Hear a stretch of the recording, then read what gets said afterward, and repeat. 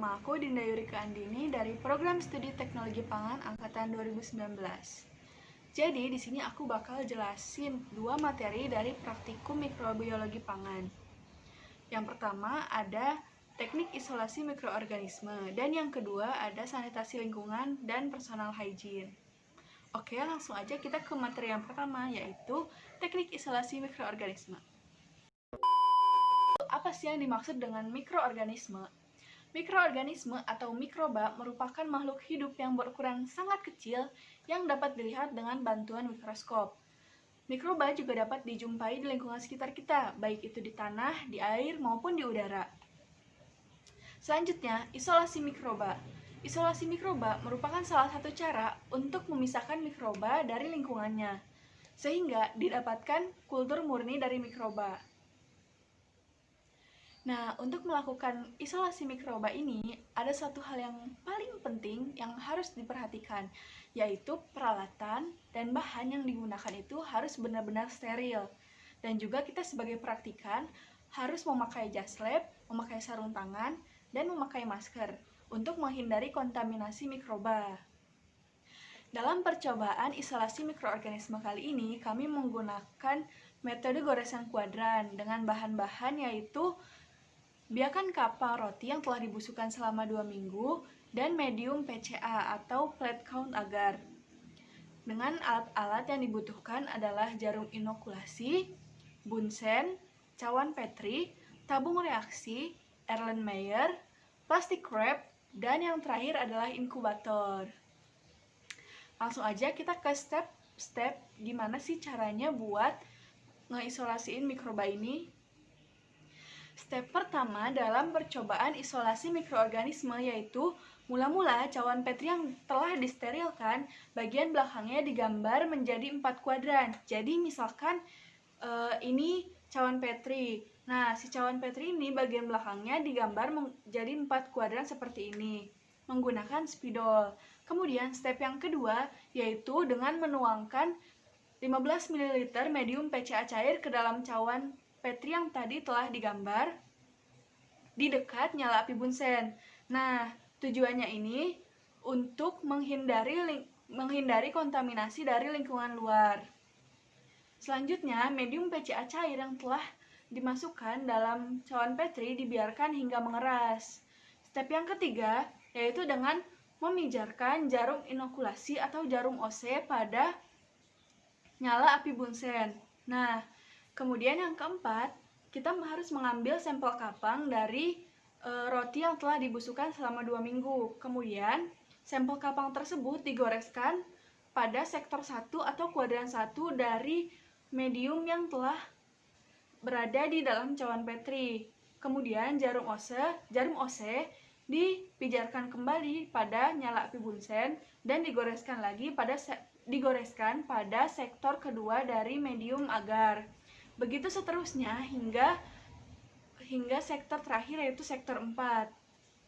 Nah, setelah selesai, cawan Petri ditutup rapat dan diseal menggunakan plastik wrap, kemudian diinkubasi selama 2 minggu pada suhu 25 derajat Celcius untuk diamati pertumbuhan mikroorganismenya. Nah, setelah 2 minggu, apa sih kira-kira yang tumbuh pada cawan Petri yang telah diinkubasi ini? Nah, setelah dilakukan inkubasi dan pengamatan selama 2 minggu, ternyata kapang roti yang diperoleh dari roti yang telah dibusukkan adalah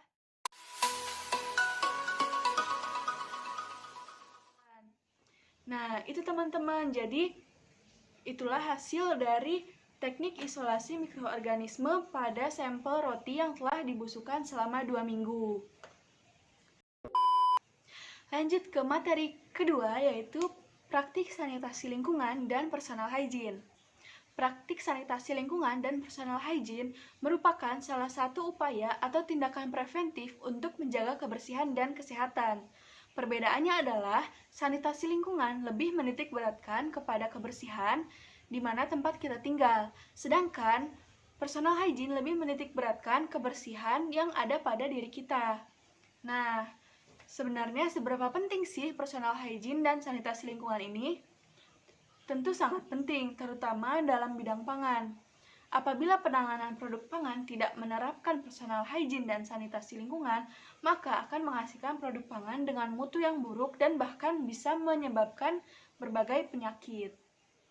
Untuk melakukan uji personal hygiene, bahan-bahan atau sampel yang dibutuhkan adalah sampel kuku, sampel rambut, kemudian sampel 3 jari tangan yang disterilisasi dengan alkohol dan 3 jari tangan tanpa disterilisasi dengan alkohol. Kemudian untuk pengujian sanitasi lingkungan menggunakan metode swab test, yaitu bahan yang dibutuhkan adalah debu yang berasal dari meja laboratorium dan debu yang berasal dari handle pintu kamar mandi. Kemudian ada satu bahan lagi yang dipakai pada kedua pengujian, yaitu medium PCA atau plate count agar. Nah, kemudian peralatan yang dibutuhkan untuk menguji sanitasi lingkungan dan personal hygiene adalah cawan Petri, kemudian tabung reaksi, gelas ukur, penangas air, kapas, swab stick, inkubator, dan aquades.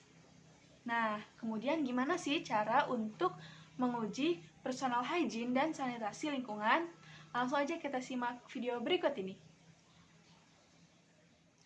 Percobaan yang pertama yaitu teknik personal hygiene. Nah, mula-mula sebanyak 15 ml PCA cair dimasukkan ke dalam cawan Petri, kemudian dibiarkan hingga mengeras. Kemudian langkah kedua, 3 jari tangan yang telah disterilisasi dan 3 jari tangan yang tidak disterilisasi ditempelkan pada medium PCA yang sudah mengeras. Kemudian cawan Petri ditutup dan diinkubasi selama 24 jam. Lalu pada sampel kuku dan sampel rambut, mula-mula kedua sampel tersebut dilarutkan ke dalam aquades, kemudian dipipet sebanyak 1 ml ke dalam cawan Petri, lalu ditambahkan dengan medium PCA dan diinkubasi secara terbalik selama 24 jam juga. Percobaan yang kedua yaitu pengujian sanitasi lingkungan dengan metode swab test.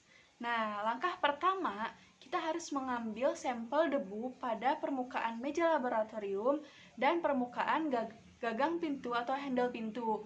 Kemudian luas kedua permukaan benda tersebut diukur. Lalu langkah kedua, swab stick kemudian dimasukkan ke dalam tabung reaksi berisi larutan dilusi atau larutan pengenceran. Nah, selanjutnya sebanyak 1 ml dari setiap tabung reaksi tersebut dipipet ke dalam cawan Petri. Nah, kemudian ditambahkan lagi dengan medium PCA. Kemudian diinkubasi selama 24 jam pada suhu 37 derajat Celcius untuk kemudian diamati pertumbuhan koloni mikrobanya. Setelah dilakukan inkubasi selama 24 jam, ternyata terdapat satu kesamaan dari seluruh sampel, yaitu terdapatnya bakteri Staphylococcus aureus. Bakteri ini dapat berpindah dari satu tempat ke tempat lain dan merupakan mikroflora normal yang terdapat pada kuku dan tangan manusia. Mikroba ini juga dapat ditemukan pada rambut manusia yang masuk melalui folikel rambut. Bakteri ini juga dapat menginfeksi serta mengakibatkan gangguan pencernaan. Dengan demikian, untuk menjaga kebersihan dan kesehatan kita, perlu diterapkannya sanitasi lingkungan dan personal hygiene, terutama di kala pandemi seperti ini. Contoh kecilnya yaitu dengan rajin mencuci tangan menggunakan air mengalir dan sabun atau hand sanitizer, kemudian memakai masker, dan menjaga lingkungan sekitar kita, terutama lingkungan rumah. Sekian materi yang bisa saya sampaikan, semoga dapat bermanfaat untuk teman-teman semua. Dan terima kasih atas perhatiannya, sampai jumpa lagi. Dah.